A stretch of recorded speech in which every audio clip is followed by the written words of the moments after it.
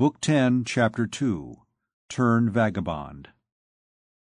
On re-entering the cloister, the Archdeacon found at the door of his cell his brother Jehan de Moulin, who was waiting for him, and who had beguiled the tedium of waiting by drawing on the wall with a bit of charcoal a profile of his elder brother enriched with a monstrous nose. Dom Claude hardly looked at his brother. His thoughts were elsewhere.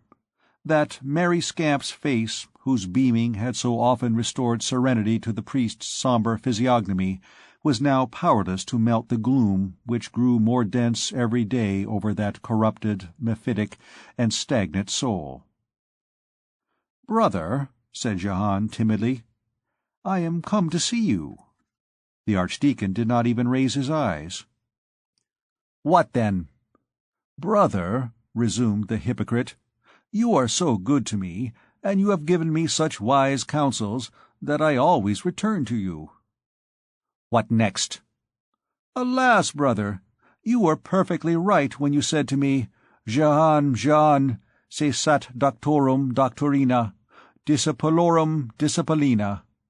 Jehan, be wise, Jehan, be learned, Jehan, pass not the night outside of the college without lawful occasion and due leave of the master. Cudgel not the Picards, noli Johannes, verberare Picardos. Rot not like an unlettered ass, quasi asinus illateratus, on the straw seats of the school. Jehan, allow yourself to be punished at the discretion of the master. Jehan, go every evening to chapel, and sing there an anthem with verse and orison to Madame the glorious Virgin Mary. Alas, what excellent advice was that! And then? Brother, you behold a culprit, a criminal, a wretch, a libertine, a man of enormities. My dear brother, Jehan hath made of your counsel straw and dung to trample under foot. I have been well chastised for it, and God is extraordinarily just. As long as I had money, I feasted. I led a mad and joyous life. Oh, how ugly and crabbed behind is debauch, which is so charming in front! Now I have no longer a blank. I have sold my napery, my shirt, and my towels. No more merry life. The beautiful candle is extinguished, and I have henceforth only a wretched tallow dip which smokes in my nose. The wenches jeer at me.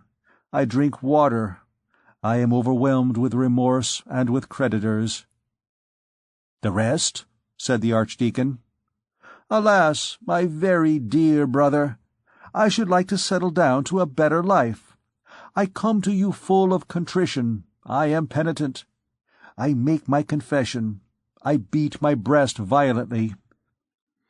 You are quite right in wishing that I should some day become a licentiate and sub-monitor in the College of Torquay. At the present moment I feel a magnificent vocation for that profession. But I have no more ink, and I must buy some. I have no more paper. I have no more books, and I must buy some. For this purpose I am greatly in need of a little money, and I come to you, brother, with my heart full of contrition." "Is that all?" "Yes," said the scholar, "a little money." "I have none." Then the scholar said, with an air which was both grave and resolute, "Well, brother, I am sorry to be obliged to tell you that very fine offers and propositions are being made to me in another quarter. You will not give me any money? No. In that case I shall become a professional vagabond."